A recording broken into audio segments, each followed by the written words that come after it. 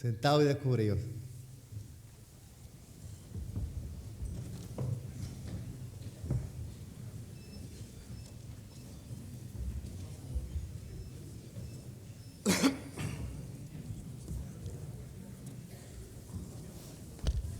Se abre la sesión. Tiene la palabra el ilustrísimo señor decano de la Facultad de Ciencias para dar lectura en representación de la misma a la propuesta de nombramiento.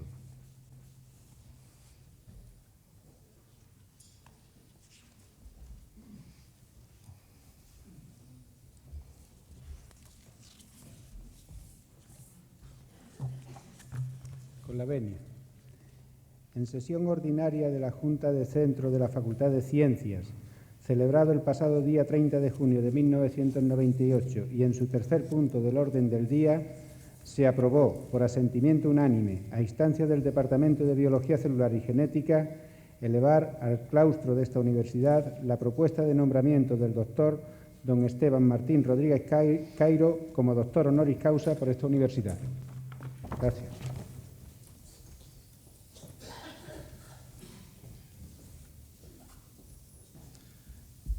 El ilustrísimo señor secretario general leerá el acuerdo del claustro de la Universidad de Málaga por el que se concede nombramiento de doctor honoris causa por la Universidad de Málaga al profesor doctor don Esteban Martín Rodríguez Cairo.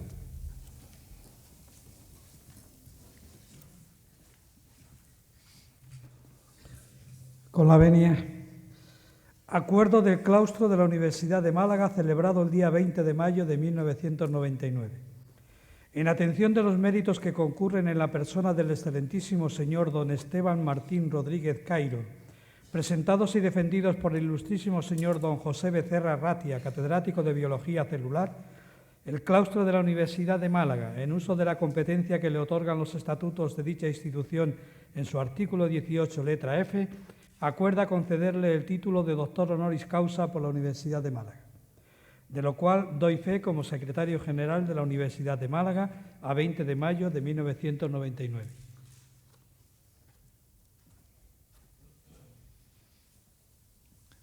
Alzaos y cubríos.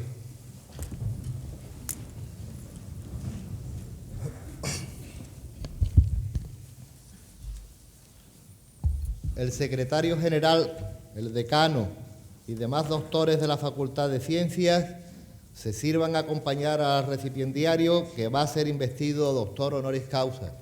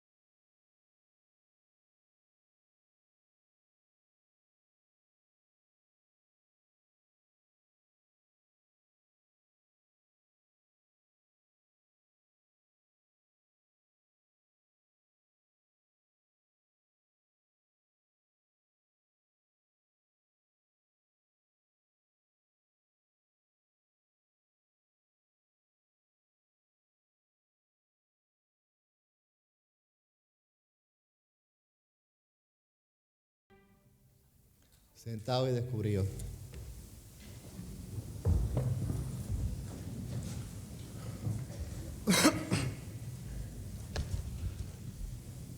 Se concede la palabra al doctor don José Becerra Ratia para proceder a la lectura de la laudatio del doctorando.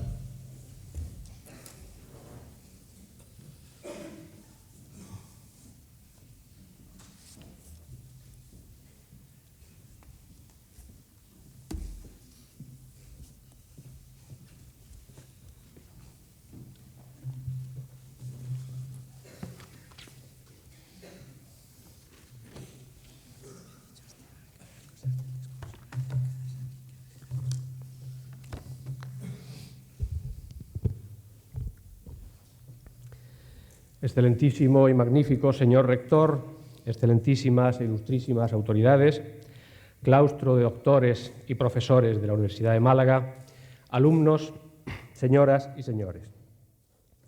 Cuando el pasado mes de mayo me dirigía al claustro para pedir su apoyo a la propuesta de nombramiento de doctor honoris causa de nuestra universidad en la persona de don Esteban Martín Rodríguez Cairo, les decía que si accedían a mi propuesta tendría ocasión de presentarles a una persona excepcional y que de esta forma toda la comunidad universitaria malagueña tendría el mismo privilegio que solo una parte ya habíamos tenido antes: participar del magisterio, del compañerismo y la amistad de Esteban Rodríguez. Aunque la propuesta que hoy sustanciamos haya partido del Departamento de Biología Celular y Genética que me honro en dirigir, no es esta la única instancia ni el único grupo que hubiera deseado y podido hacerla. El servicio académico y científico y humano que el doctor Rodríguez ha prestado a nuestra comunidad ha sido tan extenso y profuso que varios departamentos y más de una facultad con igual legitimidad y orgullo podrían haber tenido la iniciativa que nosotros hemos traído hasta aquí. A todos ellos, que sabemos del apoyo que nos prestan, nuestro más sincero agradecimiento. La formalidad de este acto obliga a que solo una persona materialice el apadrinamiento del doctorando. Esta responsabilidad ha recaído en mí, que la acepto y asumo con honor y satisfacción. Por ello, mi agradecimiento a mis amigos y compañeros José Manuel Fernández Fígares, Pedro Fernández Llebret, Fernando Marín, Adelaida de la Calle, entre otros, que seguramente habrían asumido y gozado esta responsabilidad con más mérito y bien hacer que yo, pero que han querido encomendármela, mostrando una vez más su generosidad, consideración y amistad. Aunque sujeto a la brevedad que el caso requiere, permítanme que empiece esta locución de elogio al profesor Rodríguez indicándoles que estamos ante un científico de talla y reconocimiento internacionales por sus conocimientos y por sus aportaciones a la neurociencia realizadas a lo largo de su carrera científica. Pero a este mérito indiscutible y tangible yo quiero agregar los valores añadidos de su sencillez, humanidad y accesibilidad. Esteban es sencillo porque es natural, espontáneo, carece de ostentación y obra con llaneza. Es humano porque le preocupan los problemas de sus semejantes y lucha por ellos. Y es accesible porque todo el que precisa de él tiene asegurada su dedicación sincera e incondicional. Esteban Martín Rodríguez Cairo nació en Mendoza, Argentina, en 1938, de familia de origen español. Es nieto de catalana y de ascendencia zamorana por línea paterna. Se licenció en la Facultad de Medicina de la Universidad de Cuyo, de su ciudad natal, y poco después, en 1963, alcanzó el grado de doctor bajo la dirección del doctor Burgos y con el asesoramiento de los prestigiosos profesores Tramazzani y de Roberti de Buenos Aires. Como médico, aceptó el compromiso social a que obliga el juramento hipocrático, no solo con un extraordinario sentido de la solidaridad, sino también con verdadero placer. Sin embargo, Esteban no se conformó con la práctica de la medicina, sino que su sentido de la curiosidad le obligó, como a todo científico que se precie, a hacerse permanentemente preguntas, a escrutar en derredor y a no dar carta blanca a la letra impresa por el mero hecho de estar impresa. Después del doctorado, su formación académica y científica se desarrolló primero en el Departamento de Fisiología de la Facultad de Medicina de Buenos Aires, cuyo director en aquellos entonces era el premio Nobel profesor Hussey. y posteriormente durante el trienio 66-69 en el Departamento de Farmacología de la Universidad de Bristol, Inglaterra, donde consiguió su PhD bajo la dirección del profesor Heller. En ese momento ya se había forjado el científico que Esteban lleva dentro. Dos son, en mi opinión, las características que definen fundamentalmente su actitud ante la ciencia. Una, la búsqueda incondicional de la verdad. Por encima de conveniencias políticas, sociales e incluso personales, la ciencia se compone de verdades provisionales que han de ser presentadas en sociedad escrupulosamente. Para Esteban Rodríguez, este escrúpulo en la presentación de los resultados científicos es esencial y en este punto es incluso intransigente. Él es un acérrimo adalid de la obra bien hecha y de esto hace su bandera y su doctrina. La autocrítica es una actitud de permanente alerta para lograr la calidad en la actividad científica. La calidad por encima de la cantidad. En un momento en el que la cantidad tiene una extraordinaria importancia curricular, Esteban siempre ha apostado por la calidad. La otra característica que quisiera resaltar es el convencimiento de que, excepto la económica, no existe ninguna razón para que en los países llamados menos desarrollados no se pueda hacer ciencia de calidad. Es posible que en condiciones menos favorables hacer ciencia sea una labor que implique un cierto grado de quijotismo, pero si no existieran Quijotes, las cosas nunca cambiarían. Esteban, no me cabe duda, es un Quijote de la ciencia, de cuyo sacrificio han surgido verdaderos equipos de investigación que hoy día ocupan lugares principales. Cuando Esteban decidió dedicarse al trabajo científico, se preparó a conciencia.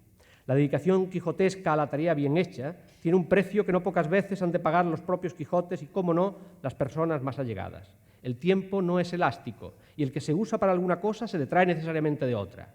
La búsqueda del equilibrio en la dedicación temporal es una labor que requiere a su vez cierto tiempo y que una vez alcanzada demuestra la madurez de la persona. Esteban Rodríguez ha sabido encontrar este equilibrio en el que dispone de tiempo para el trabajo, la familia y, cómo no, algo que para él es muy importante, para la meditación. Los méritos curriculares del doctor Rodríguez son más que sobrados y sería tedioso detallarlos aquí y ahora. Baste decir que, además de en Argentina e Inglaterra, ha investigado en Canadá, Suecia, Alemania, Estados Unidos y España, y ha sido profesor en Argentina, Estados Unidos y España. De su dilatada vida docente e investigadora dan fe los más de 140 trabajos científicos publicados en prestigiosas revistas internacionales, los libros y monografías, la pertenencia a numerosos comités y sociedades científicas y las incontables participaciones destacadas en congresos. Toda su vida académica ha estado presidida por su dedicación a lo que podríamos considerar la principal labor del intelectual, esto es, la transmisión de los conocimientos a las generaciones venideras. No me atrevería a aproximar el número de personas sobre las que Esteban de una u otra manera ha influido. Muchos debemos mucho a Esteban. Él nos ha enseñado, a veces no sin un cierto dolor, a adoptar la actitud correcta ante el trabajo científico y, por qué no, también ante la vida. Nos ha enseñado la manera de ser auténticos, de no venderse a modas pasajeras, de no medirse con los raseros al uso, de mantener la integridad profesional por encima de todo, de considerar que con quien se trabaja en el laboratorio son personas y, a ser posible, amigos, y de no confundir amistad con amiguismo.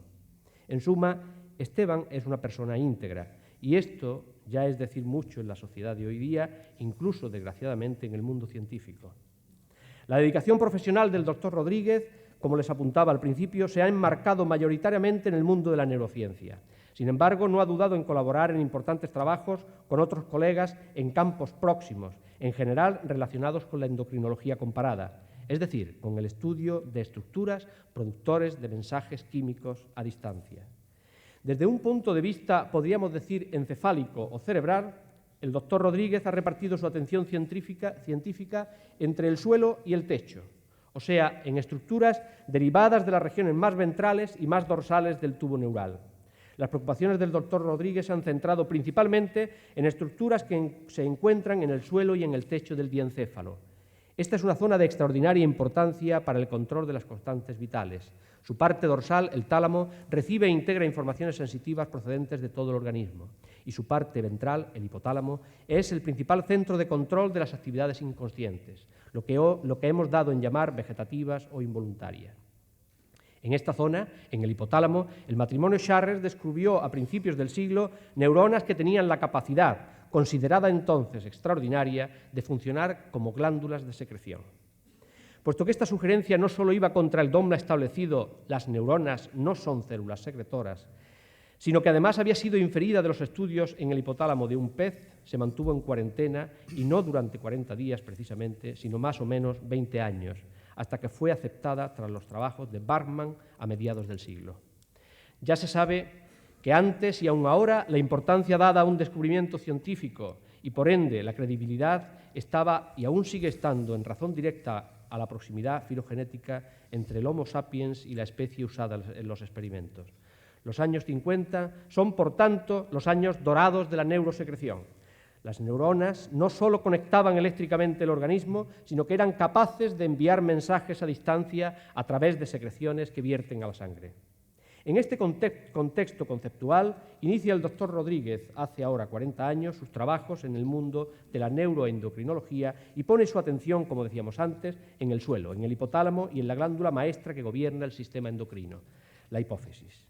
Desde el año 1959, en que publica su primer trabajo, ha aportado una gran cantidad de resultados y evidencias que han ayudado a comprender los mecanismos de control de la síntesis de las hormonas hipofisarias, los factores que intervienen en el vertido, la descripción de las sutiles relaciones entre las neuronas secretores de los factores de liberación hormonales en una región denominada eminencia media y que, según el propio doctor Rodríguez, debió llamarse durante su edad dorada de los años 70 su eminencia, la media.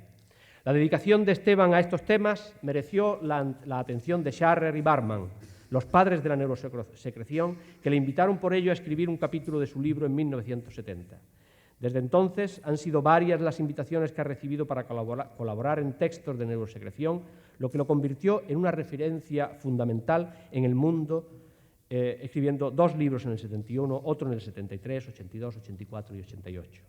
La atención del doctor Rodríguez se fijó también en el techo del diencéfalo. En los primeros trabajos en esta zona fueron en los plesos coroideos, un tejido especializado en la producción del líquido cefalorraquídeo y por lo tanto juega un papel determinante en patologías como la hidrocefalia y la sobrepresión. Sin embargo, creo que no me equivoco al decir que para el doctor Rodríguez existe entre sus temas científicos un hijo predilecto al que le ha dedicado los últimos 20 años de su vida científica. Me refiero a una estructura secretora misteriosa que habita en el techo del diencéfalo, el denominado órgano subcomisural. Si bien esta estructura fue descrita hace algo más de 100 años, aún hoy no sabemos exactamente cuál es su función. El doctor Rodríguez publica su primer trabajo sobre este órgano en 1970 con la escrupulosidad y calidad iconográfica que siempre han caracterizado sus obras. En 1984 publica un trabajo en el que presenta la herramienta metodológica que ha posibilitado un avance sustancial en el conocimiento de la biología de esta glándula. Me refiero a los anticuerpos selectivos contra el material de secreción del órgano. El profesor Rodríguez descubre que las proteínas que segrega el órgano y que forma la fibra de Reisner son inmunológicamente similares en todos los vertebrados y más tarde demostrará que están también presentes en los procordados. De esta forma, el órgano subcomisural y la fibra de Reisner aparecen como estructuras relacionadas con la aparición evolutiva de un sistema nervioso basado en el desarrollo de un tubo originado por un pliegue del ectodermo dorsal. El órgano y la fibra son una característica de los animales con cuerda dorsal y tubo neural. Sin embargo, el hombre es de las pocas especies en las que el órgano y la fibra parecen estar ausentes en adultos, aunque estén presentes durante el desarrollo embrionario y en la infancia. Este hecho es suficiente para que desde el mundo de la medicina no se haya prestado atención a esta estructura y es posiblemente la causa principal de que aún hoy día no se conozca su función. A partir de 1984, el órgano ya es la estrella y se convierte en el motivo mayoritario de atención en sus trabajos. Organiza todo un equipo de investigación en torno al tema y es en este tiempo en el que nuestro grupo toma contacto con él. Sus aportaciones, en principio morfológicas y metodológicas, se tornan más bioquímicas y moleculares a medida que el equipo crece. Esteban es una persona que siempre ha querido incorporar a los temas de investigación la vanguardia metodológica. De este modo es como un tema puede mantener su actualidad y competitividad. Aunque médico, el doctor Rodríguez se siente biólogo y entiende que los problemas biológicos han de ser estudiados en aquellos modelos que provean de mayor información y que la información obtenida puede, en un momento dado, ser de gran utilidad para el mundo de la medicina. Lo importante, sentencia él, es resolver un problema. Eso es todo. El grupo de Málaga empieza a aparecer en el currículum de Esteban en 1987. No les voy a cansar citándoles los frutos de esta colaboración, pero baste decir que en 1993 se publicó un texto titulado The Subcommissural Organ and Ependymal Brain Gland, de la prestigiosa editorial Springer, y cuyos editores fueron el profesor Osche de la Universidad de Gießen, el profesor Rodríguez de Valdivia y el profesor Fernández Llebret de la Universidad de Málaga. Quedaba así sellada una colaboración tripartita entre Chile, Alemania y Málaga y España, siendo este el primer texto íntegramente dedicado al órgano subcomisural. Quiero destacar aquí que la historia del órgano subcomisural está ahora en un momento crucial. Falta muy poco para que se conozca la secuencia completa del gen o los genes que codifican para la secreción y para estar seguros de algunas de las funciones que realiza dicha secreción. Con el gen se inicia una nueva era en la que el profesor Rodríguez es pionero. Esperamos poder disfrutar juntos de los exquisitos frutos científicos que se atisban en un inmediato futuro. Permítanme que en la última parte de este relato les hable muy brevemente de nuestra pequeña historia personal con el homenajeado. La historia de su relación con Málaga y de aquí con el resto de las universidades españolas se inicia con una carta que más o menos en 1981 le escribe Pedro Fernández Llebret interesándose por sus trabajos. Debo destacar que en ese momento Pedro acababa de defender su tesis doctoral sobre el tema que resultó ser la especialidad del doctor Rodríguez y cuyos directores habíamos sido el profesor Marín Girón y yo mismo, que por entonces aprendía a la vez que el doctorando.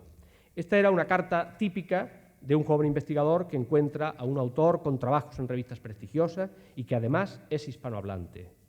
La contestación de Esteban fue fulminante e inusitada. En breve, decía, estaré en Alemania y no tendré ningún inconveniente en pasarme unos días por Málaga para conocernos. Para nosotros fue mucho más de lo que esperábamos. Esteban llegó, nos conoció y conectamos inmediatamente, no solo por los intereses científicos, sino, y lo que es más importante, por la sintonía personal. Lo recibimos una noche de diciembre, domingo, como se hace en estos casos, con un cartel en el aeropuerto que decía Doctor Rodríguez. Espero que nos haya perdonado la cena con la que lo recibimos. Ni la hora ni el día ayudaron a mejorar nuestra hospitalidad. Al día siguiente dio una charla en un aula del viejo pero entrañable edificio de la Misericordia. Después de decir que era la primera vez que hablaba de ciencia en español fuera de su país, precisamente en la cuna de sus mayores, dictó una conferencia que fue seguida de un aplauso como yo nunca vi en situación similar. Después de eso, una breve conversación con nuestro maestro, el profesor Marín, y por la tarde un paseo para mostrarle algo de nuestro entorno. Nunca olvidaremos esa tarde, Pedro, José Manuel y yo, en el Parador de Mijas, lo que denominamos el espíritu de Mijas, donde quedó sellada una amistad que prometía ser duradera. Desde esta fecha, las colaboraciones han ido creciendo día a día.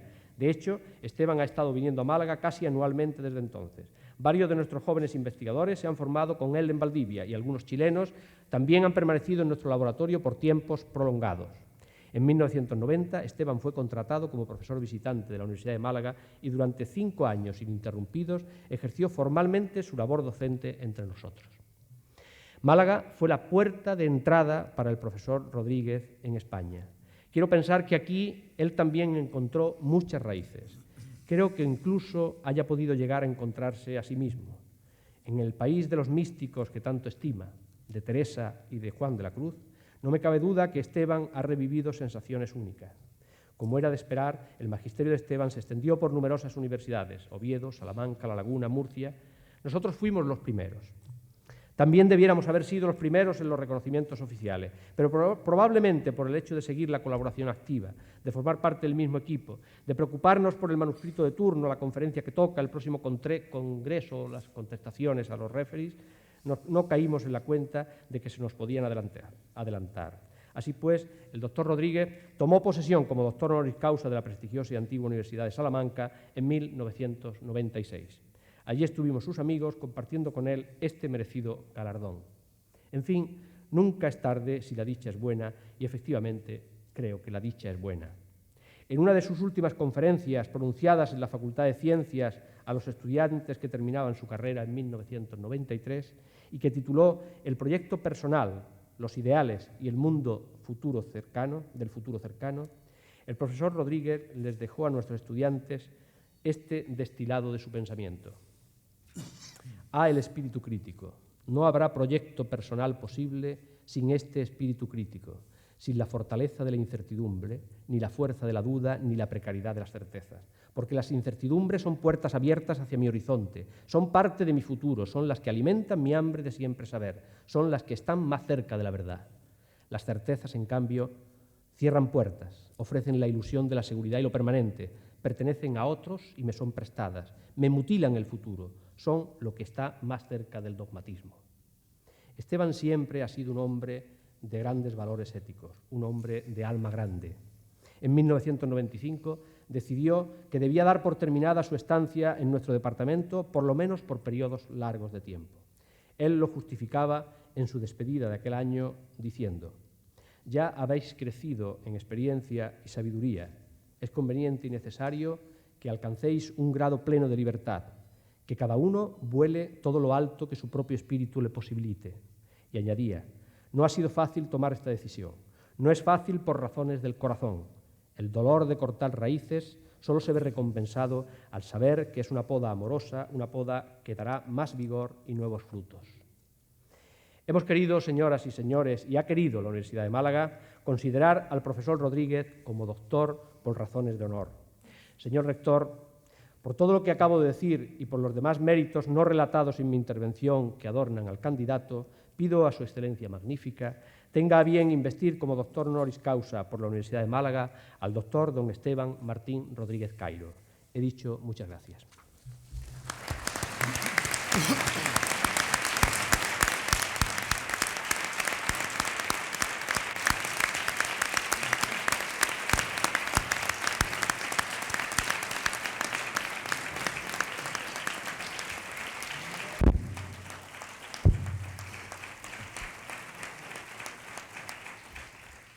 Alzaos y cubríos.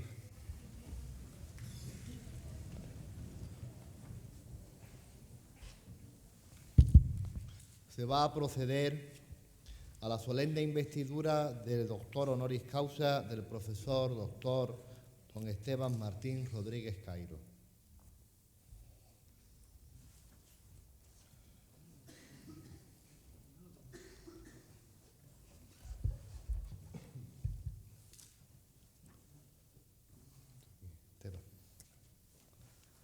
Por el claustro de la Universidad de Málaga, a propuesta de la Facultad de Ciencias y en testimonio del reconocimiento de vuestros relevantes méritos científicos, habéis sido nombrado doctor honoris causa de la misma. Y en virtud de la autoridad que me está conferida, os entrego dicho título. Os impongo como símbolo el birrete laureado, antiquísimo y venerado, distintivo del magisterio. Llevadlo sobre vuestra cabeza como la corona de vuestros estudios y merecimientos.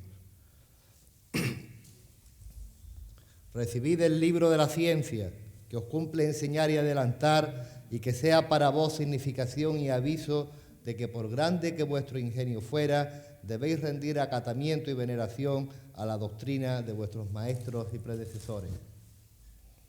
Recibid el anillo que la antigüedad entregaba en esta venerada ceremonia como emblema del privilegio de firmar y de sellar los dictámenes, consultas y censuras de vuestra ciencia y profesión.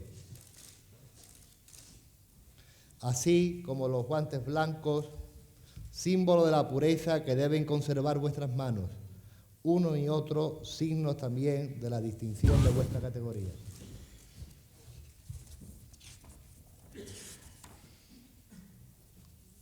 Y porque os habéis incorporado a esta universidad, recibid ahora, en nombre del claustro, el abrazo de fraternidad de los que se honran y congratulan de ser vuestros hermanos y compañeros.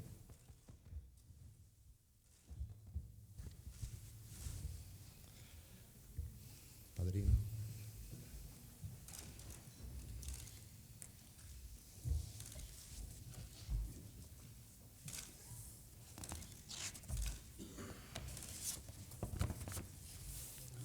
Invito al nuevo doctor honoris causa a prestar promesa de fidelidad.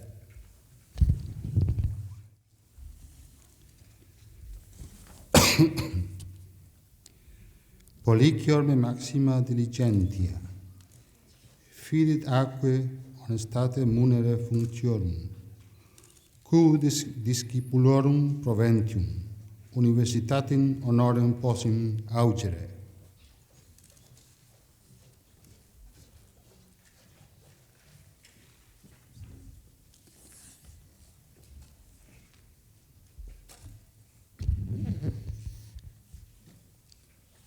Sentados y descubridos.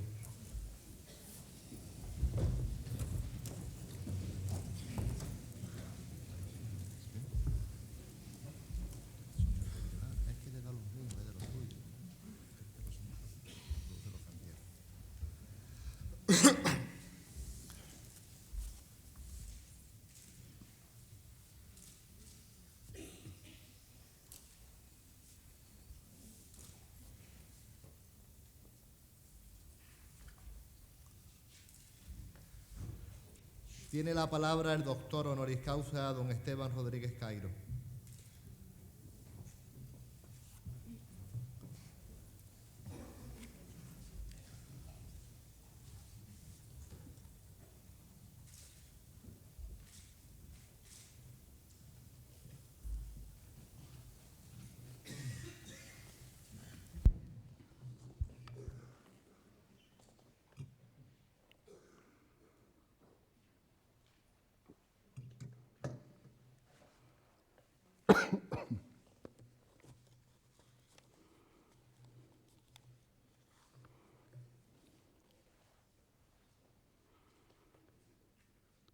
Excelentísimo y magnífico señor rector, excelentísimas e ilustrísimas autoridades, señoras y señores. Desde la perspectiva que solo entregan muchos años vivido, deseo con convicción y afecto compartir algunas experiencias de alguna manera íntimas con los que habitan en esta casa, con quienes he vivido y reflexionado como en ninguna otra parte acerca de las cosas de la ciencia y de la conciencia. Por lo tanto, para mis amigos más cercanos, no extrañará que hoy me atreva a reflexionar, aunque parezca pretencioso, acerca de lo humano y de lo divino. Y trataré de hacerlo de la manera más seria y honesta que me es posible.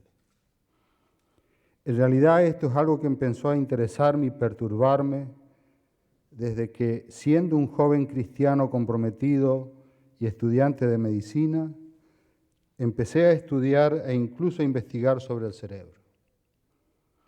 Y mis entusiasmos y mis pasiones pronto empezaron a empañarse por las dudas y las preguntas sin respuesta.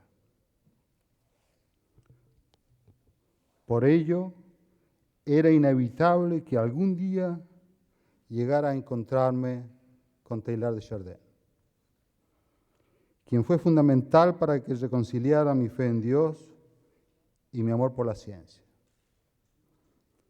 Pasaron muchos años en que viví con cierta paz y armonía hasta que situaciones de sufrimiento personal y sufrimientos compartidos me empujaron hacia una zona de penumbras y oscuridades en las que viví largos años. Como una especie de náufrago sobre la balsa de la ciencia, seguí avanzando hacia algún lugar, esperando encontrar algo o alguien que me volviera a mi centro. Mi único patrimonio fue una cierta receptividad, una expectante disponibilidad. Hasta que ese alguien me dijo en el medio de la noche: no temas, soy yo. Y me llevó al encuentro de uno de sus hijos predilectos, San Juan de la Cruz, a quien de tanto seguirle el rastro espiritual y el rastro sobre la tierra española, he aprendido a querer. Y a través de él he podido redescubrir y reencontrar a Teilhard. Y entre los dos me están ayudando a navegar por rutas que yo no sospechaba. Siempre será fascinante y vivificante navegar por rutas no navegadas. De esto sabéis muchos vosotros, los científicos. Mi intención hoy es contarles, casi confesándome, mi experiencia de navegar junto a Teilhard y San Juan. ¿Y quién fue Teilhard? Un científico notable, un santo sacerdote, uno de los espíritus que con mayor coherencia y fuerza mostró el camino para llegar a Dios, pero atravesando el mundo. ¿Acaso dentro de algunos siglos, cuando las incertidumbres de su lenguaje y las querellas de escuela se hayan disipado, Teilhard aparezca como San Juan de la Cruz y Santa Teresa de Ávila hoy como un modelo ofrecido al pueblo de los cristianos? En 1950, 5 años antes de su muerte, Teilhard escribe uno de sus últimos ensayos, El corazón de la materia, donde él reflexiona sobre la génesis de su visión interior y dice: al volver a mis lejanos recuerdos, aún antes de los 10 años, noto en mí la existencia de una pasión netamente dominante, la pasión del absoluto, la necesidad invencible de descansar sin cesar en algo tangible y definitivo, y buscaba por todas partes a este objeto. Teilhard nació el 1 de mayo de 1881 en Sarcenat, de la Auvernia francesa, cerca de Clermont-Ferrand. Él recuerda que a los 7 años ya era un auténtico buscador.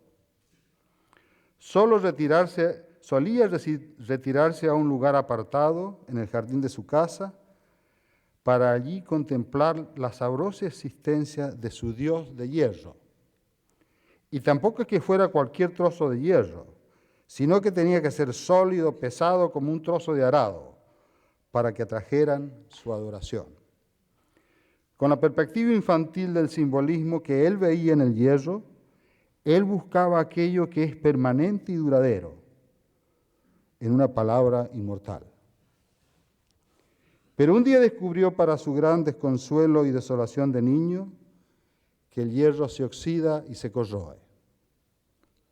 No era aquello entonces lo que él con tanto ardor buscaba, pero el desengaño lo estimuló a seguir buscando con mayor ahínco algo más consistente, y así encontró al dios roca, el cual tampoco era cualquier roca.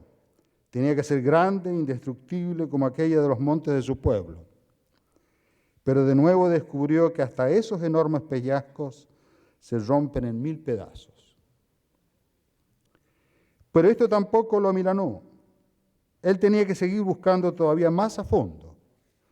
Y así pasó toda su vida, paso a paso, y se fue introduciendo en el corazón de la materia, de su amada materia.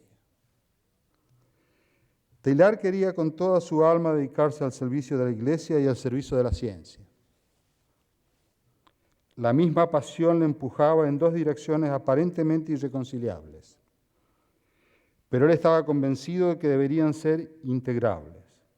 La única tenue ayuda que tuvo en su problema fue un buen consejo que le dio el maestro de novicios, quien, según relata Teilhard, le dijo,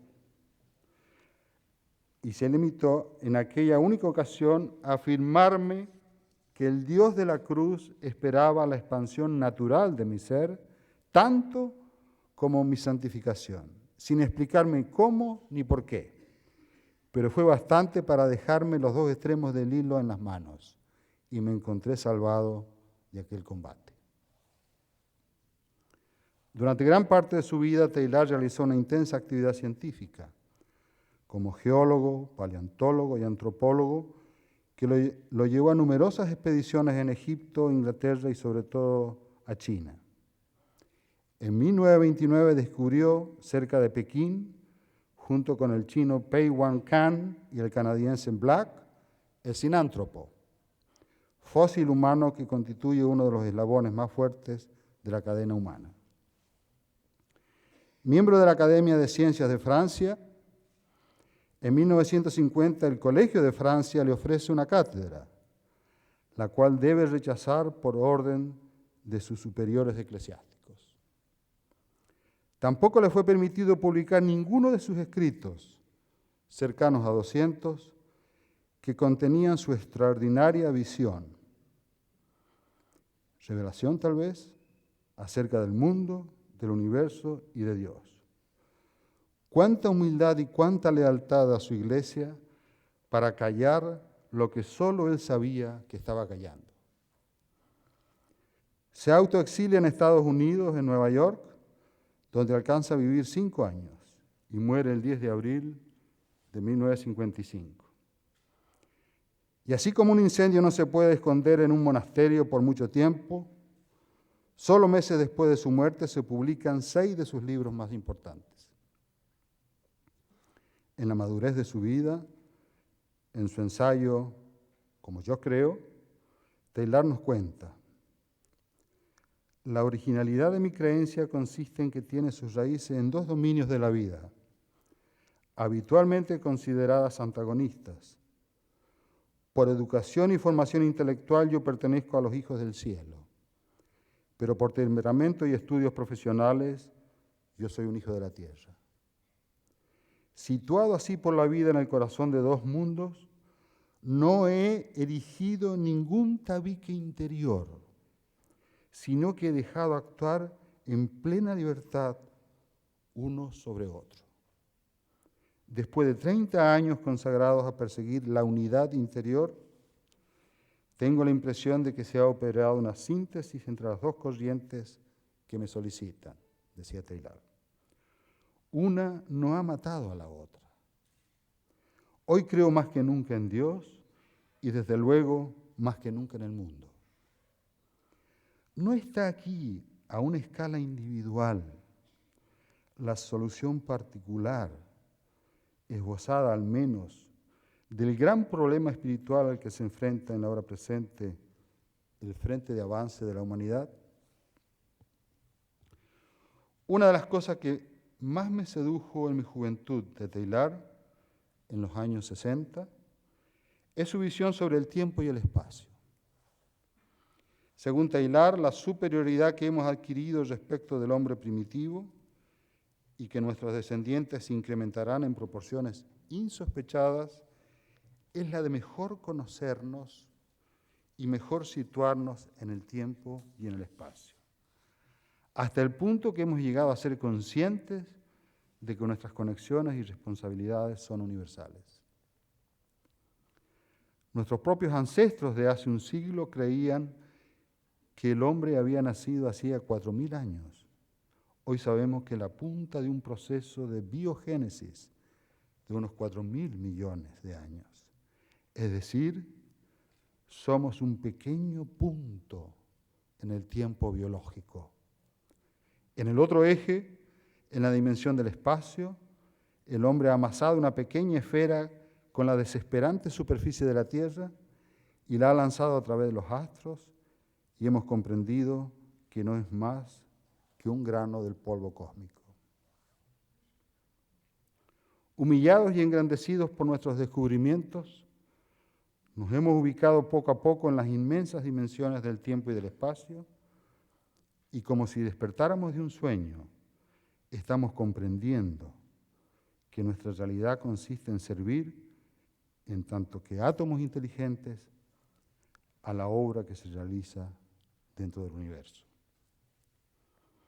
¿Qué representa esta conquista? ¿Es solo un lujo intelectual? No, es un notable progreso. Pero no el progreso en el que creen la mayoría de los hombres. Progreso no es ni el bienestar, ni siquiera la paz. Tampoco es el descanso, ni aún la virtud. Progreso es esencialmente una fuerza.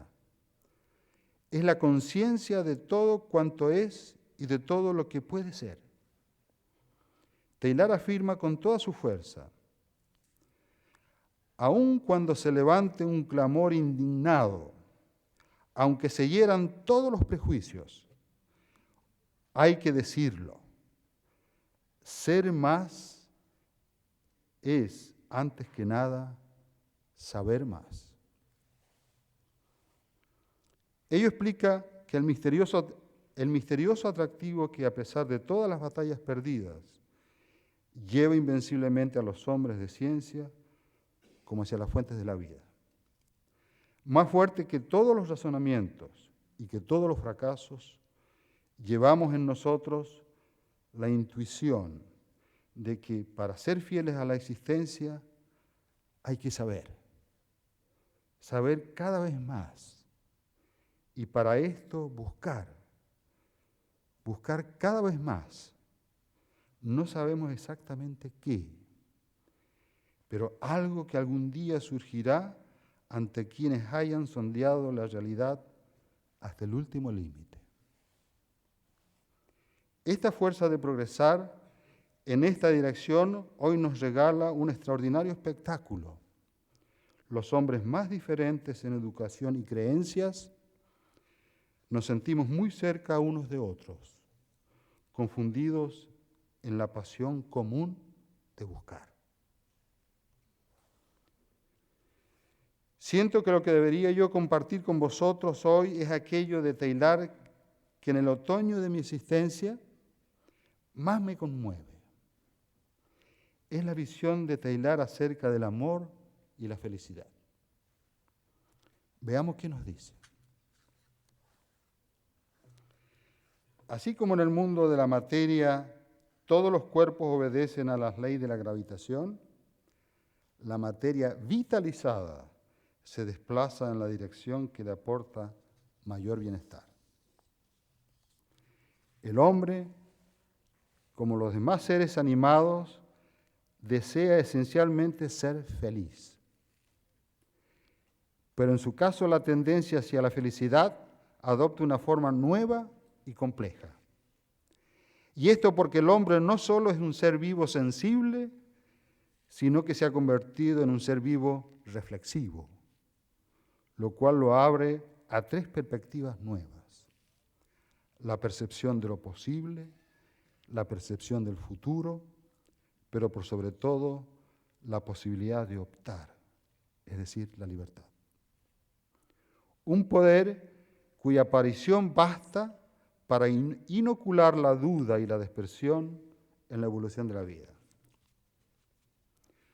¿Cómo los hombres eligen ser felices y qué caminos recorren para alcanzar la felicidad?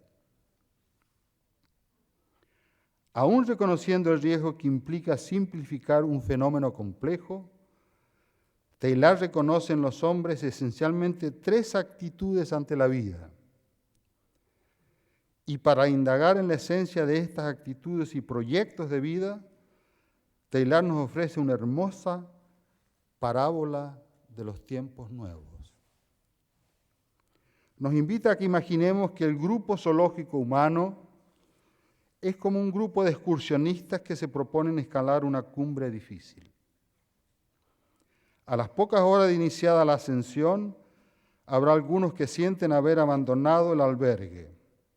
El cansancio y los riesgos les parecen desproporcionados en relación a la satisfacción que les podría proporcionar una eventual llegada a la cumbre, y deciden regresar. Son los hombres cansados, los pesimistas. Habrá otros que no se arrepienten de haber iniciado la excursión. Es media mañana y el paisaje es bellísimo. Pero ¿para qué hace falta subir más alto? ¿No es mejor gozar de la montaña aquí mismo, en el medio del bosque y mirando el valle? Y buscan un lugar confortable para quedarse. Son los hombres vividores o vitalistas. Estos son términos tailarianos. Por último están los que no pierden de vista la cumbre que se han propuesto conquistar y siguen adelante. Son los hombres ardientes. Los cansados dirán, ¿para qué investigar?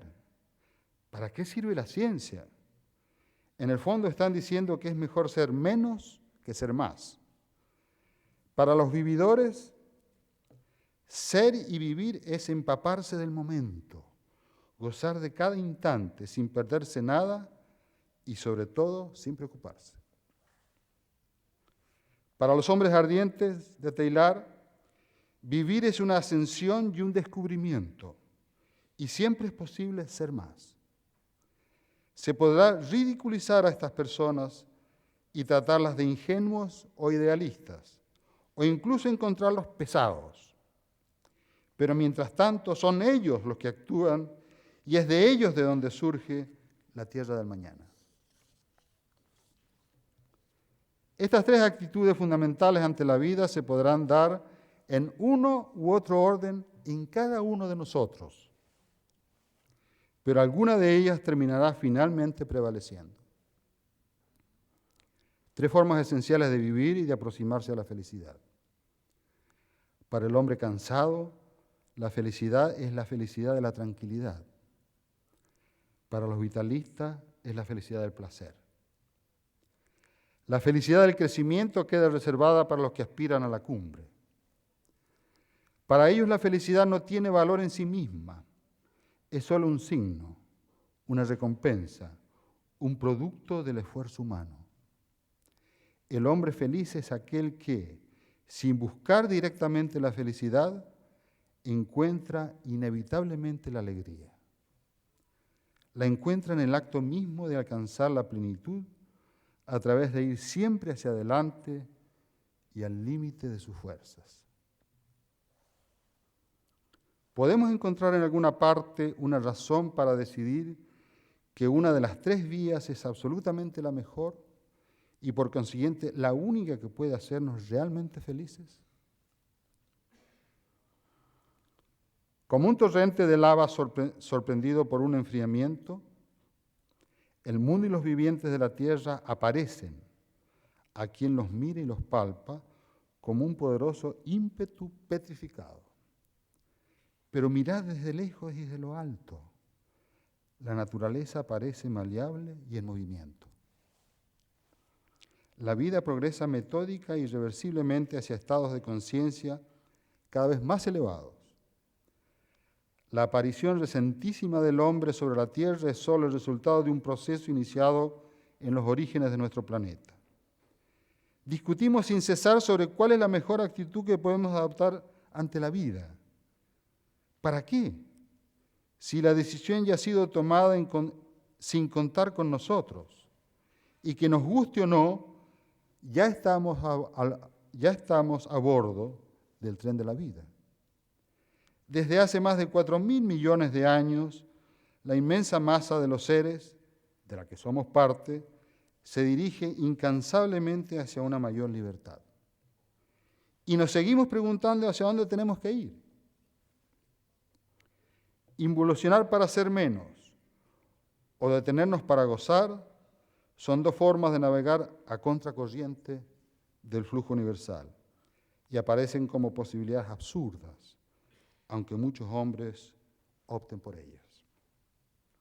Según Teilhard, la única respuesta factible a las llamadas de la vida es la ascensión, es intentar llegar a la cumbre. Pero a la cumbre no se llega por el solo deseo de querer llegar. Hay que conocer cuál es el mejor camino y cuáles son sus dificultades. El camino que ofrece Teilhard para lograr la plenitud y sentirse vivo implica que el hombre debe, primero, centrarse en sí mismo, luego, descentrarse para centrarse en el otro y finalmente, sobreconcentrarse en alguien superior a él. ¿Qué significa en términos concretos esta propuesta?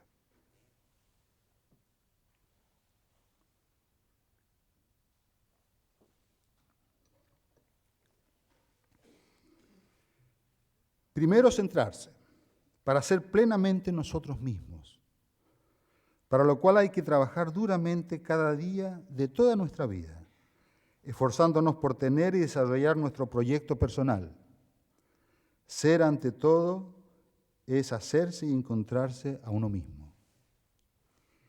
Y mientras más sea yo mismo, más podré progresar en la segunda etapa de mi ascensión, es decir, en centrarme en el otro.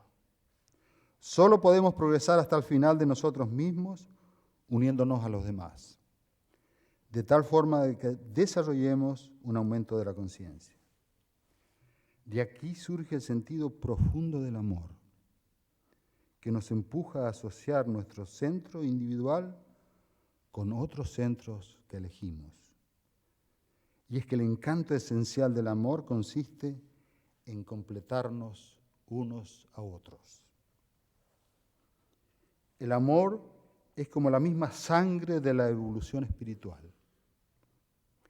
El amor solo se mantiene y se desarrolla, al igual que el mismo universo, a través de un perpetuo descubrimiento. El amor no solo encierra la virtud de unir sin despersonalizar, sino que ultrapersonaliza uniendo. Solo el amor es capaz de culminar a los seres reuniéndolos, por la sencilla razón de que solo Él considera y une a los seres por el fondo de ellos mismos. El gesto mágico del amor se realiza cotidianamente en el matrimonio, en el equipo de trabajo, con el amigo distante. Y esto, que opera cotidianamente en una escala reducida, ¿por qué no iba a repetir su actividad algún día en la dimensión de toda la tierra?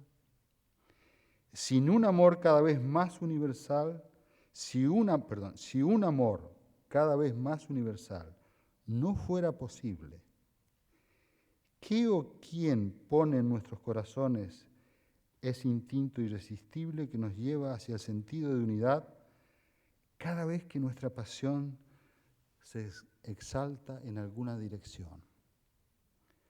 Ante la naturaleza, ante la belleza, ante la música, nos sentimos presa de la nostalgia y del sentimiento de una gran presencia y de un deseo de expandirnos.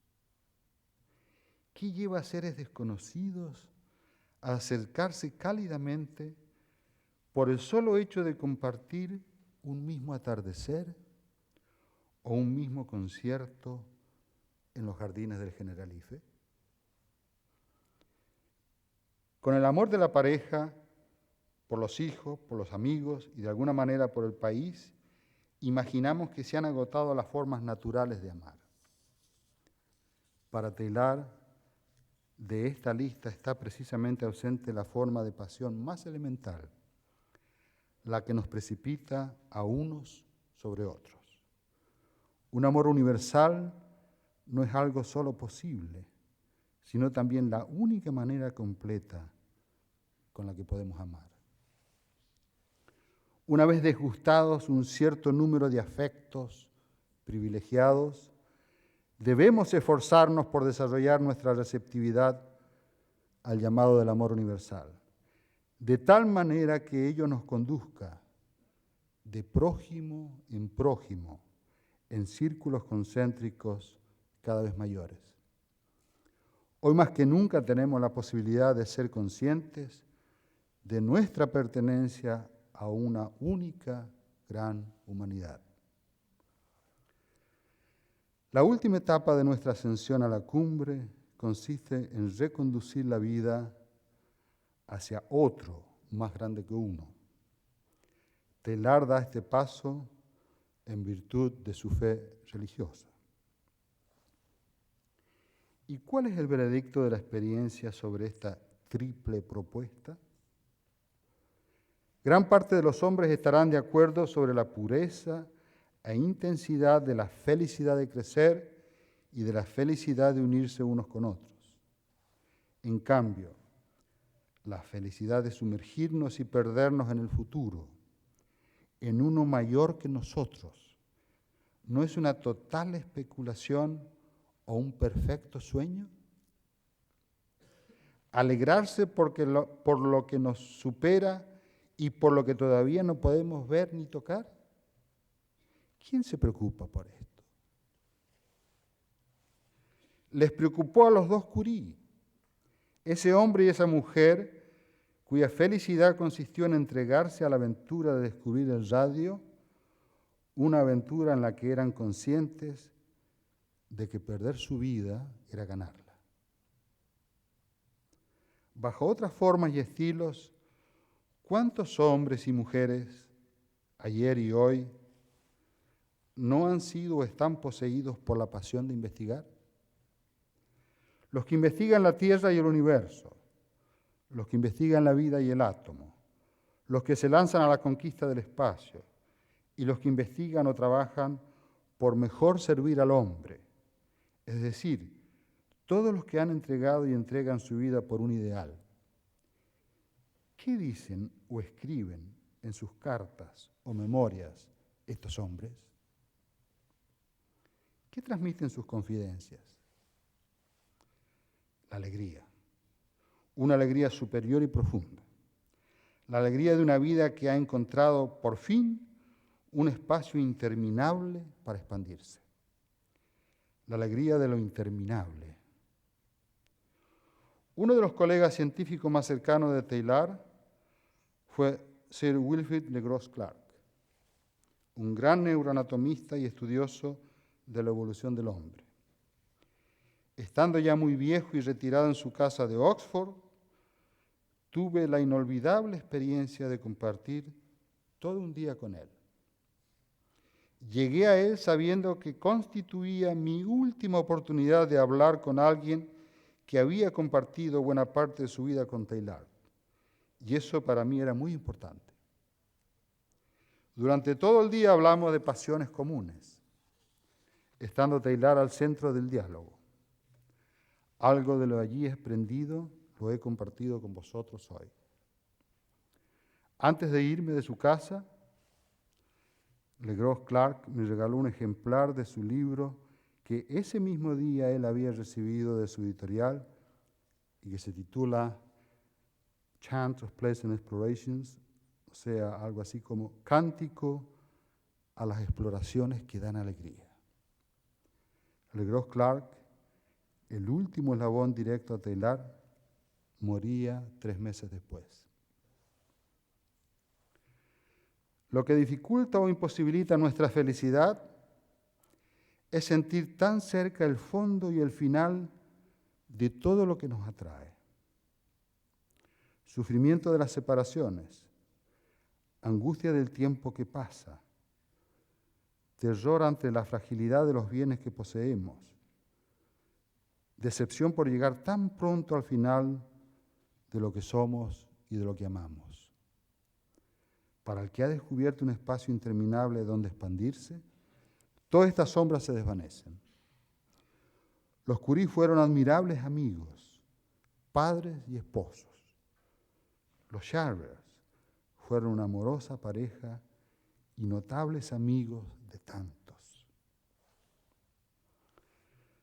Sobre estas alegrías, la alegría de adorar, aporta una paz maravillosa porque el objeto que la alimenta es inagotable y está siempre a nuestro alcance, dado que la mejor manera que tenemos de alcanzarlo es simplemente hacerlo lo mejor posible, cada cual en su sitio.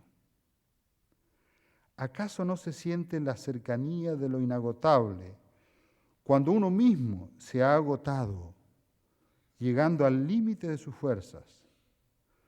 Pues por buscar un poco de verdad en el laboratorio, por enseñar con paciencia infinita, por servir desde su gobierno al bien común, llevando sus capacidades y talentos al límite.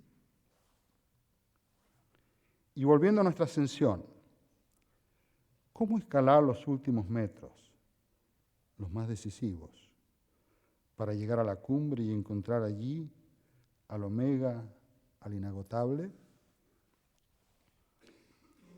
Para finalmente hacer cumbre, ¿habrá mejor pareja de guías que Teilhard y San Juan? Es probable que sí, pero en mi experiencia personal, ellos son unos notables caminantes de las altas cumbres, aunque por venir de experiencias y tiempos distintos, no siempre usan el mismo lenguaje. Veamos cómo ellos nos guían en la última pendiente.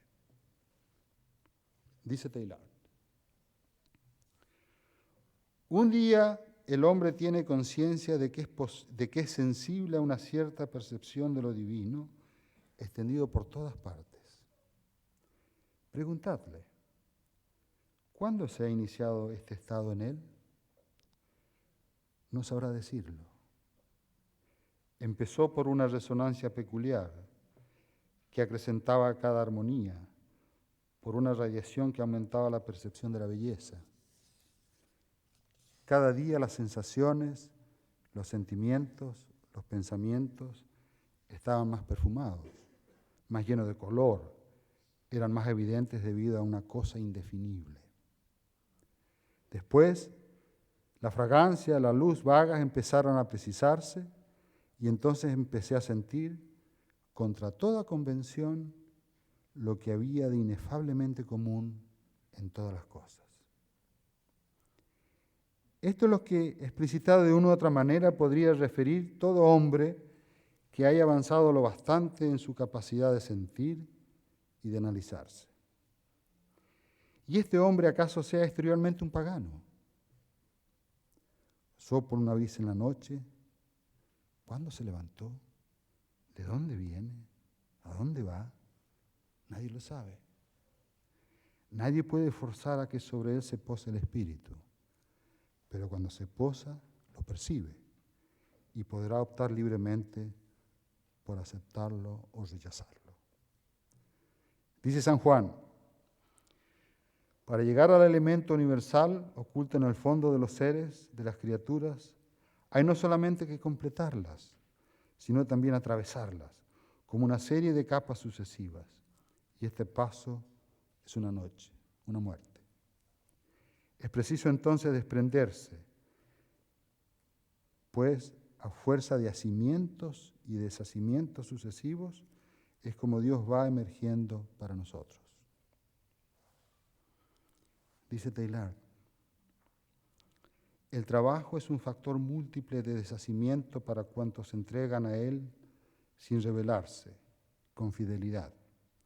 Implica victoria sobre la inercia. El trabajo es un alumbramiento doloroso. Crear belleza, buscar la verdad, indagar en lo desconocido, es un esfuerzo interior que le roba a quien se aventura a ello la vida quieta y replegada, que es donde anida el egoísmo y el apego. Para ser un buen obrero de la tierra, el hombre ha de abandonar su tranquilidad y su reposo. Detenerse a poseer sería un retroceso. Una y otra vez hay que superarse, desprenderse de sí mismo, dejar tras uno los proyectos más queridos. A quien despliega convenientemente sus velas al soplo de la tierra, una corriente le fuerza a salir cada vez más mar adentro. Cuanto más nobles son los deseos y las acciones de un hombre, más avidez tiene de logros superiores y sublimes. Llegado a un punto, ni su familia ni el aspecto remunerador de su actividad serán ya plenamente satisfactorios. Necesitará abrir caminos nuevos, descubrir verdades, tener un ideal que sostener y alimentar. Y así, poco a poco, el obrero de la tierra deja de pertenecerse a sí mismo y empieza a buscar en lo inagotable. Dice San Juan: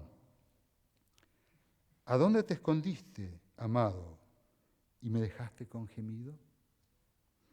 La causa de este dolor es el experimentar que, llegado un momento de nuestra ascensión, ya no podemos encontrar al amado, que nada de lo creado nos hace vislumbrar su presencia. Es porque Él nos está llamando a internarnos más y más en el misterio.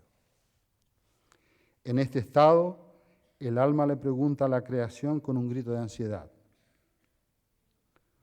oh bosques y espesuras, plantadas por las manos del amado, oh prado de verduras, de flores esmaltados, decid si por vosotros ha pasado.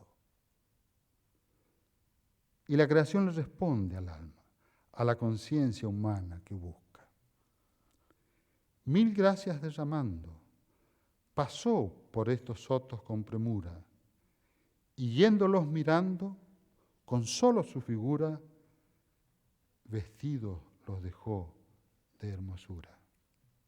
Sí, pasó por la creación deprisa, sin pararse, sin dejarse apresar por nada ni nadie, dejando solo su rastro. Dice Teilhard: como vosotros yo quiero entregar mi alma y cuerpo al sagrado deber de la investigación.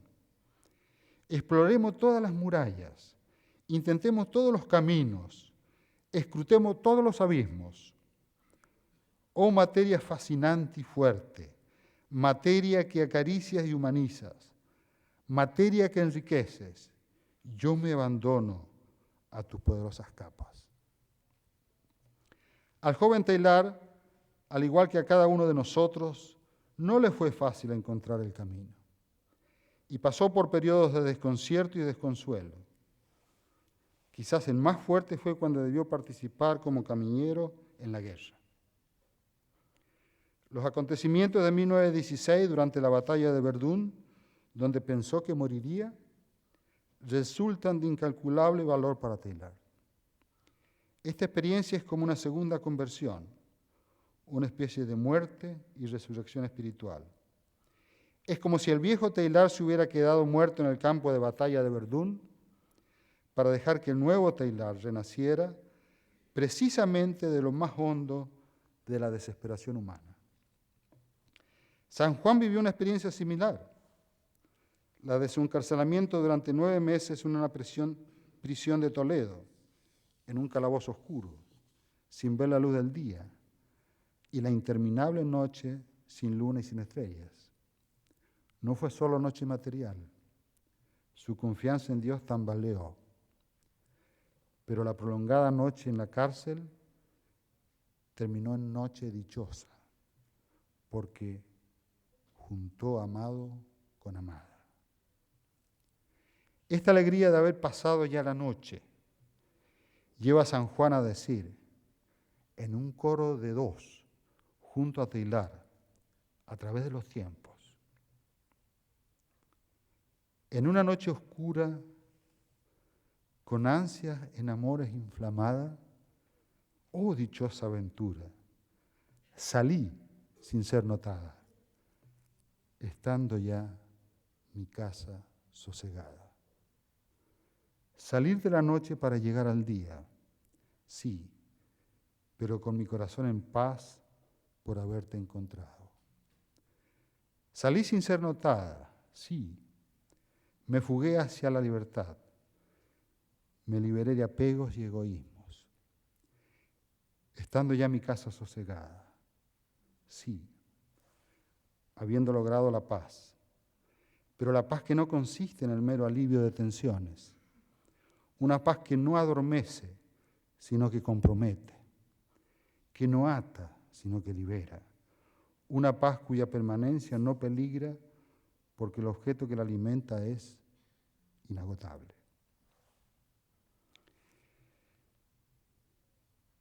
Y ya vamos terminando. Y habiendo llegado a la cumbre, los 2 guías nos ofrecen lo mejor de cada uno.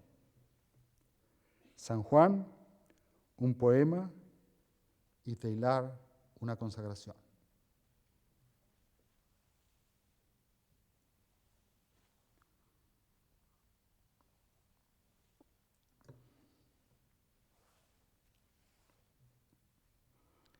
Al llegar y encontrar al amado, San Juan abandona todo y dice, quedéme y olvidéme, el rostro recliné sobre el amado, cesó todo y dejéme, dejando mi cuidado entre las azucenas olvidado. Y Teilhard nos ofrece en la cumbre una misa sobre el mundo. Como no tenía pan, vino ni las escrituras, celebra una misa muy especial. En lugar de las lecturas bíblicas, recuerdo un trozo de su último libro que acaba de escribir a sus 69 años, titulado El corazón de la materia. Y dice: todavía hoy no he acabado de experimentar a qué peligro se expone quien se ve conducido por necesidad interior a abandonar el camino conocido y bien trillado para buscar en dirección al cielo. Una senda en la que el dinamismo de toda de la materia y de la vida posibilite la génesis del espíritu.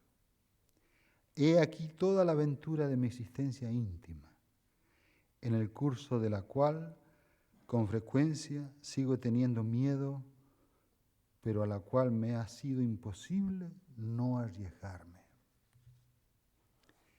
En las peticiones expresa: ayúdanos, Señor, a ver claramente la inmensidad física del hombre y sus extraordinarias conexiones con el universo, para poder actualizar así en nuestras mentes lo que contiene de formidable esta verdad elemental. En su predicación nos dice: Cristo se consuma poco a poco en la suma de nuestros esfuerzos individuales a través de los tiempos. Esta es una consumación real y no metafórica. Sin la evolución biológica que ha permitido la existencia del cerebro humano, no sería posible la santidad. Y sin la evolución del pensamiento colectivo, que es lo único que puede llevar a la plenitud de la conciencia humana, ¿podría existir un Cristo consumado? Debería tomarse cada vez más conciencia que lo que posibilita la santidad no es la ontogénesis de la virtud de un hombre, sino la filogénesis de todo hombre, es decir, su origen remoto en los albores del origen de la vida. Al no tener pan ni vino, Teilhard celebra el siguiente ofertorio. Una vez más, Señor, me elevo más allá de los símbolos hasta la pura majestad de lo real, y te ofrezco sobre el altar de la tierra entera el trabajo y la pena del mundo. De nuevo, mientras el sol se eleva, el rostro viviente de la tierra se despierta y recomienza su enorme labor, coloco sobre la patena, Dios mío, la cosecha esperada de este nuevo esfuerzo, y vierto en el cáliz la savia de todos los frutos que hoy serán recogidos. Convoco también a los anónimos, que forman la masa innumerable de los vivientes, los que me rodean y soportan sin que los conozca, los que vienen y van deprisa, y sobre todo aquellos, Señor, que conociéndote o ignorándote, en sus oficinas, en los laboratorios o en las fábricas, creen en el progreso de las cosas y perseguirán hoy apasionadamente seguir adelante. Todo lo que va a aumentar en el mundo en el curso de esta jornada, todo lo que va a disminuir, todo lo que va a morir también. Y allí, Señor, lo que me esfuerzo en reunir para entregártelo. Todo esto porque la ofrenda que de verdad esperas es nada menos que el crecimiento del mundo. Recibe, Señor, este pan que es el esfuerzo humano por contribuir a tu creación inacabada. Recibe también este vino, que es fruto del amor que se extiende poco a poco, de prójimo en prójimo, en círculos cada vez más grandes, hasta alcanzarte a ti. Porque tú me diste el amor irresistible por todo lo que se mueve en la oscura tierra, y también me diste el sacerdocio, yo subo esta mañana mis ofrendas cargadas de miserias y de esperanzas e invoco tu consagración. Y como acción de gracias, Teilhard expresa: Señor, permíteme ir al cielo a través de la tierra. Gracias por comulgar contigo a través del mundo y haberme permitido comprender que con ello no servía a dos señores, sino solo a ti.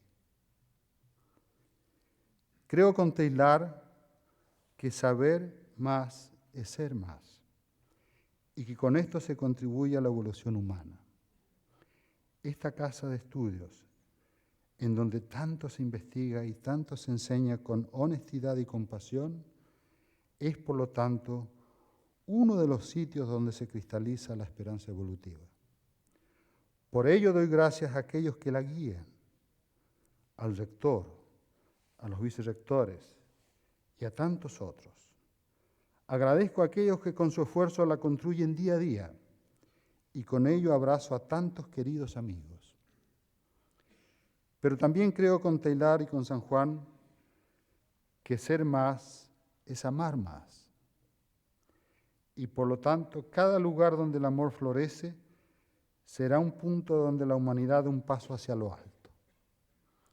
Y el amor florece por doquier. Y en Málaga lo he encontrado en abundancia, en las amistades que fueron naciendo y creciendo, en los muchos hogares que conocí. Pero permitidme una última reflexión tailariana. Si es verdad que en la humanidad se está gestando un acto colectivo en el que, bajo la única forma concebible del amor, se realizan y acercan a la madurez todas las potencias de la noósfera, ¿dónde existe un rastro, un esbozo de este acto total con el que soñamos? Teilhard se responde a sí mismo. A mi juicio, dice, en ningún sitio aparece de una manera tan clara este rastro como en el acto de la caridad. Es decir, en el amor al prójimo desconocido. Y este rastro yo lo encontré nítido en un día de intenso calor en un pueblo de la Sarquía, en Canillas de Aceituno. Mi esposa y yo llegábamos allí por primera vez y entramos a un estanco a comprar unas postales del pueblo. Eran las 3 de la tarde y su dueña, María, nos dice: ¿a dónde van a ir con este calor? Además se os ve algo cansados. Venid, quedaros a descansar en mi casa. Y nos llevó a una hermosa casa recién restaurada y alhajada. Fuimos sus únicos habitantes durante 2 horas. Después de despertarnos, nos esperaba con el té servido.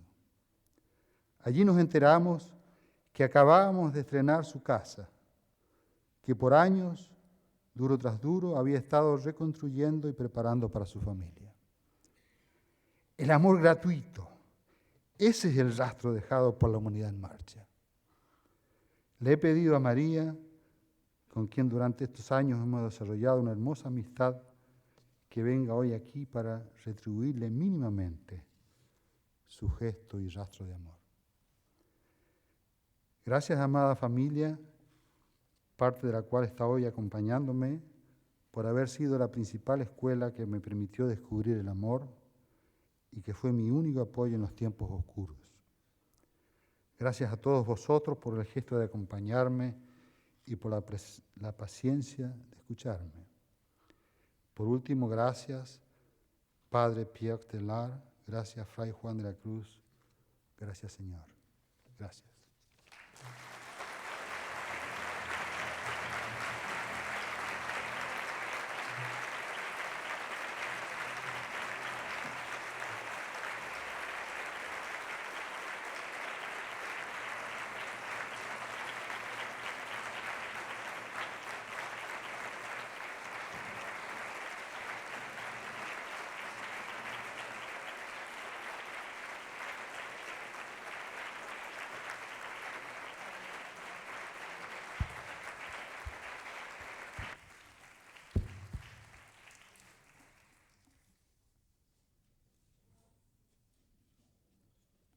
Excelentísimas, ilustrísimas autoridades, profesoras y profesores, alumnas y alumnos, personal de administración y servicios, señoras y señores, amigos todos. En esta apacible tarde otoñal, lejana de esa tarde triste y fría que diría Machado, el claustro de la Universidad de Málaga acaba de recibir al profesor Rodríguez Cairo como nuevo doctor honoris causa. Y lo ha hecho con la solemnidad consustancial a la tradición que hunde sus raíces en la historia, a una tradición que ha seguido viviendo a través de los siglos entre el latín medieval y la modernidad. Es un ceremonial que representa el acto supremo de difusión del conocimiento, la esencia del espíritu universal de la institución, acto formal con que nuestros antepasados invitaban a los hombres de ciencia a formar parte del claustro. Es, en fin, el honor que debemos a quien nunca ambicionó honores. El claustro de la Universidad de Málaga acaba de recibir a un maestro en el viejo sentido de la palabra, un maestro que nos hace olvidar al genio aislado, ajeno al mundo. En él, Ramón y Cajal hubiera reconocido al honroso heroísmo del trabajo, porque supo palidecer ante el libro y el microscopio, porque no dio paz a la mano ni tregua al pensamiento. El profesor Rodríguez Cairo nos demuestra una vez más que la sabiduría brota por igual desde la inteligencia y desde el corazón, y que es posible combinar un proceso de búsqueda con una intensa actividad científica. ¿Acaso no es lo mismo? Esteban, permítame dirigirme hacia él, ha buscado y se ha cumplido que el que busca halla. Solo él conoce la luz que lo ilumina, cálida para él, invisible para los demás. Pitecántropos, cinecántropos, eslabones perdidos, neandertales, cromañones, puntos omegas y alfa. ¿Qué es eso para un hombre que ha vislumbrado la luz más allá de lo que Platón llamaría la caverna? Esteban ha sabido transmutar el nigredo en albedo. Ha sabido ser el atanor donde la mística, cábala y sufismo se han combinado. Solve et coagula, que decían los alquimistas. Es un proceso de transformación interna, de mejora y de progreso, que irradia hacia los demás, hacia el trabajo, hacia la sociedad. Es un proceso que muchos esperan. Ojalá que esa esperanza llegue a calar en nuestra juventud, que fertilice sus mentes, que las aparte de egoísmos e intransigencias.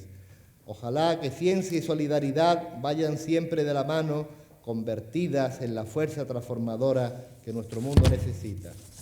Hoy el claustro de la Universidad de Málaga acaba de recibir a un referente humano para cuantos jóvenes sientan la llamada de la ciencia, a quien, en fin, siempre buscó en la verdad la razón de las cosas y lo hizo con la sencillez del espíritu cultivado.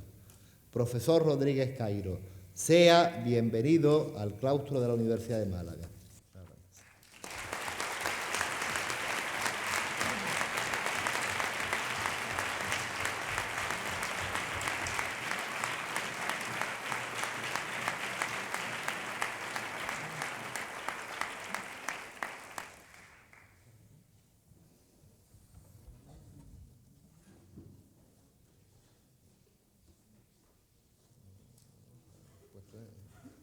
Puestos en pie, dice.